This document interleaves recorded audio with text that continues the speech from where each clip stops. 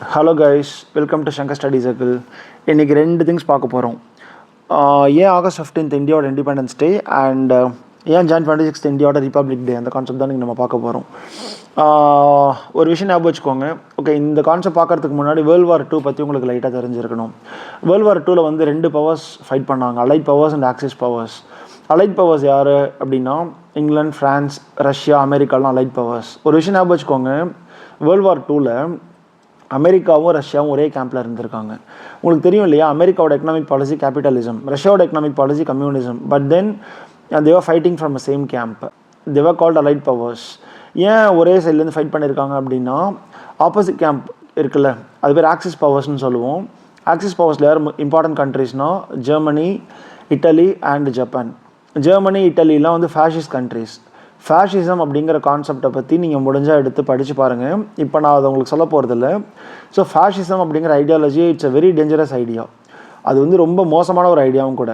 அதனால் அந்த fascist கண்ட்ரீஸை defeat பண்ணணும் அப்படிங்கிறதுக்காக அலைட் பவர்ஸில் வேர்ல்டில் இருக்கிற முக்கியமான கண்ட்ரீஸ் எல்லாரும் அவங்களோட ஐடியாலஜிக்கல் டிஃபரன்சஸ் எல்லாம் விட்டுட்டு ஃபைட் பண்ணியிருக்காங்க. அதாவது அமெரிக்கா, ரஷ்யாலாம் வந்து கேபிட்டலிசம், கம்யூனிசம்லாம் இப்போ இம்பார்ட்டன்ட் கிடையாது, ஃபேஷிசமாக டிஃபீட் பண்ணணும் அப்படின்னு ஃபைட் பண்ணியிருந்திருக்காங்க. ரைட்டா, என்ன நடந்ததுன்னா, அமெரிக்கா வந்து வேர்ல்டு வார் 2 ஆரம்பிக்கும் போது வாரில் வந்து கலந்துக்கல. ஏன் கலந்துக்கல அப்படின்னா, அமெரிக்காவில் 1929 கிரேட் டிப்ரெஷன் அப்படின்னு ஒரு பெரிய எக்கனாமிக் கிரைசிஸ் வந்தது, கேள்விப்பட்டிருப்பீங்க இல்லையா? கிரேட் டிப்ரெஷன் முடிச்சதுக்கப்புறம் அந்த இம்பேக்ட் வந்து அமெரிக்காவில் ரொம்ப வருஷத்துக்கு இருந்தது. ஸோ அந்த கிரேட் டிப்ரெஷன்லேருந்து அமெரிக்கா இன்னும் வெளியில் வராததுனால வேர்ல்டு வார் 2ல் போய் நம்ம கலந்துக்கிட்டோம் அப்படின்னா, வேர்ல்டு வார் 2ல் அவங்க ஃபைட் பண்ண ஆரம்பித்தாங்கன்னா மறுபடியும் பெரிய எக்கனாமிக் லாஸை ஃபேஸ் பண்ணுற மாதிரி இருக்கும் அப்படின்னு வேர்ல்டு வார் 2 ஆரம்பிக்கும் போது அமெரிக்கா வாரில் கலந்துக்கல. ஆனால் 1941 என்ன பண்ணாங்க தெரியுமா? ஜப்பான் அமெரிக்காவில் ஹவாய் ஐலாண்ட்ஸில் பேர்ல் ஹார்பர்னு ஒரு ஹார்பர் இருந்தது. அந்த ஹார்பரை அட்டாக் பண்ணதுனால, அந்த பேர்ல் ஹார்பர் அட்டாக் அப்புறம் அமெரிக்கா ரொம்ப கடுப்பாக அப்புறம் தான் வார்க்குள்ளே என்ட்ரு ஆகிறாங்க. புரியுது உங்களுக்கு ஏன் அமெரிக்கா வாரில் என்ட்ரு ஆனாங்க அப்படின்னு? So America enter the war only after 1941, அதாவது only after the Pearl Harbor attack. புரியுது உங்களுக்கு? அப்புறம் என்ன செய்கிறாங்க, அமெரிக்கா ரொம்ப காண்டாயிடுறானுங்க.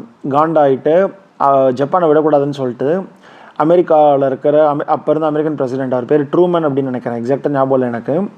அவர் வந்து அப்போ அங்கேருந்த டாப் சயின்டிஸ்ட்லாம் கூப்பிட்டு நம்ம ஒரு பெரிய பவர்ஃபுல் பாம்பு பில்ட் பண்ணணும் அப்படின்னு ஒரு ப்ராஜெக்ட் லான்ச் பண்ணுறாங்க. அந்த ப்ராஜெக்ட் பேர் மேன்ஹாட்டன் ப்ராஜெக்ட் அப்படின்னு பேர். அந்த மேன்ஹாட்டன் ப்ராஜெக்ட் இருக்குல்ல, எதுக்குன்னா ஆட்டம் தயாரிக்கிற ப்ராஜெக்ட். அப்புறம் தான் உங்களுக்கு தெரியும் இல்லையா, 1945 ஹிரோஷிமா நாகசாக்கி மேலே ஆட்டம் பாம் அட்டாக் பண்ணாங்க இல்லையா? ஹிரோஷிமா நாகசாக்கியில் எப்போ அட்டாக் நடந்தது அப்படின்னா August 6th and August 9th attack நடந்தது. ஆகஸ்ட் 9th அட்டாக் முடிஞ்சதுக்கப்புறம் ஆகஸ்ட் 15th வந்து ஜப்பான் டோன் அக்செப்ட் பண்ணி சரண்டர் ஆகிடுறாங்க. ஸோ ஜப்பான் சரண்டர் ஆகிறாங்க இல்லையா, அதுதான் அலைட் பவர்ஸ் ஆக்சிஸ் பவர்ஸை ஆல்மோஸ்ட் வின் பண்ண மாதிரி. சிம்பாலிக் என்ன ஆயிடுச்சு, ஆக்சிஸ் பவர்ஸ் வந்து காலி ஆகிட்டானுங்க. ஜப்பான் சரண்டர் ஆனதுனால அலைட் பவர்ஸ் வந்து வேர்ல்டு வாரில் வின் பண்ணுறாங்க.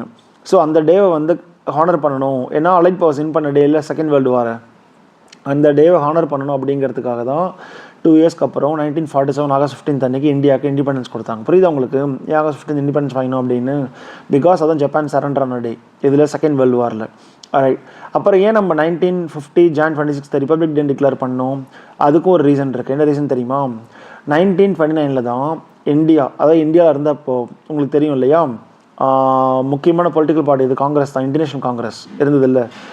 முதல்ல 1929 லாகூரில் நடந்த காங்கிரஸ் செஷனில் காங்கிரஸோட முக்கியமான கோல் பூர்ண ஸ்வராஜ், அதாவது முழு சுதந்திரம் அப்படின்னு டிக்ளேர் பண்ணாங்க. எப்போ பண்ணுறாங்க அப்படின்னா 1929 டிசம்பர் மாதம் டிக்ளேர் பண்ணுறாங்க. எங்கே நடந்த காங்கிரஸ் செஷன்? லாகூர் காங்கிரஸ் செஷன். டிக்ளேர் பண்ணிட்டு என்ன தெரியுமா செய்கிறாங்க? டிசம்பர் 31st 1929 ராவி ரிவர் பேங்க்கில். லாகூர் எங்கே தெரியுமா லொக்கேட்டாக இருக்குது? ராவி ரிவர் பேங்க்கில் தான் இருக்குது. ராவி ரிவர்னால் நீங்கள் அதுவும் கேள்விப்பட்டிருப்பீங்க, இண்டஸோட 5 ட்ரிபியூட்டரிஸ், ஜீலம், சினாப், ராவி, பியாஸ், சட்லஜ். அந்த 5 ட்ரிபியூட்டரிஸால் தான் ரிஜிங்கி பஞ்சாப் அப்படின்னு பேர். பாஞ்சுனா ஹிந்தியில் 5, அப்னா waters. So it was call land of 5 waters. லாகூரில் ராவி ரிவர் பேங்க்கில் ட்ரைகலர் ஃப்ளாகை ஹோஸ்ட் பண்ணுறாங்க. லாகூரில் நடந்த காங்கிரஸ் செஷனில் டிக்ளேர் பண்ணுறாங்க அப்படின்னா 1930 ஜான் 26th இந்தியாவோட ஃபஸ்ட் இண்டிபெண்டன்ஸ் டே டிக்ளேர் பண்ணுறாங்க. ஏன்னா பூர்ண ஸ்வராஜ் டிக்ளேர் பண்ணிட்டாங்க இல்லையா அந்த காங்கிரஸ் செஷனில். என்ன டிக்ளேர் பண்ணுறதுனா காங்கிரஸ் டிக்ளேர் பண்ணுறாங்க, இதுதான் நம்மளோட ஃபஸ்ட் இண்டிபெண்டன்ஸ் டே அப்படின்னு சொல்கிறாங்க. அது மட்டும் இல்லை, என்ன தெரியுமா சொல்கிறாங்க, எவ்ரி இயர் இனிமேல் ஜான் 26 வந்து நம்ம இண்டிபெண்டன்ஸ் டேவை செலிப்ரேட் பண்ணணும் அப்படின்னு காங்கிரஸில் ஒரு தீர்மானம் நிறைவேற்றுறாங்க. புரியுது உங்களுக்கு?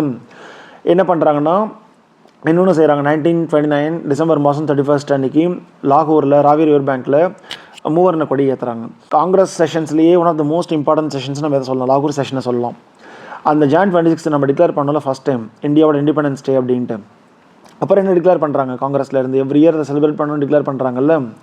அதனால தான் நாம் இண்டிபெண்டன்ஸ் வாங்கினதுக்கப்புறம் 1949 நம்ம கான்ஸ்டியூஷன் அடாப்ட் பண்ணதுக்கப்புறம், கான்ஸ்டியூஷன் அடாப்ட் பண்ணது நவம்பர் 26, 1949. நம்ம என்ன பண்ணல அப்படின்னா அன்றைக்கே இந்தியாவோட ரிப்பப்ளிக் டே நம்ம டிக்ளேர் பண்ணல. ஏன் பண்ணல தெரியுமா? இண்டிபெண்டன்ஸ் கொடுத்தது August 15 நம்ம டிசைட் பண்ண முடியல. யார் டிசைட் பண்ணியிருக்காது? பிரிட்டன் டிசைட் பண்ணியிருக்காங்க. ஆனால் Jan 26 பூர்ண ஸ்வராஜ் லாகூர் காங்கிரஸ் செஷனில் பூர்ண ஸ்வராஜ் டிக்ளேர் பண்ணாங்கல்ல. லாகூர் காங்கிரஸ் செஷனில் Jan 26 இண்டிபெண்டன்ஸ் டே டிக்ளேர் பண்ணாங்கல்ல. அதனால் அந்த டேவை நம்ம மிஸ் பண்ணக்கூடாது அப்படின்னு, அது இண்டிபெண்டன்ஸ் டே ஆக்க முடியாதுல்ல இனிமேல். அதனால் அதை ரிப்பப்ளிக் டேவாக செலிப்ரேட் பண்ணலாம் அப்படின்னு சொல்லிட்டு 2 years கழிச்சு, நம்ம கான்ஸ்டியூஷன் எழுதி 2 years கழிச்சு நவம்பர் 26 நம்ம கான்ஸ்டியூஷன் எழுதி முடிக்கிறோம் 1949. டிசம்பர் 26 அப்புறம் Jan 26 அடுத்த 2 months 1950 வந்துடும்ல. 1950 Jan 26 இந்தியாவோட ஃபஸ்ட்டு ரிப்பப்ளிக் டே டிக்ளேர் பண்ணாங்க. அதுக்கு என்ன ரீசன் அப்படின்னு கேட்டிங்கன்னா, லாகூர் காங்கிரஸ் செஷனில் தான் Jan 26 இந்தியாவோட ஃபஸ்ட் இண்டிபெண்டன்ஸ் டே டிக்ளேர் பண்ணாங்க. அதனால தான் நம்ம என்ன ஆக்கிட்டோம், அந்த ரிப்பப்ளிக் டேவை ஆக்கிட்டோம். புரியுதா? ஏன் இண்டிபெண்டன்ஸ் டே August 15, ஏன் ரிப்பப்ளிக் டே Jan 26ன்னு புரியுதா இப்போ உங்களுக்கு? தேங்க்யூ.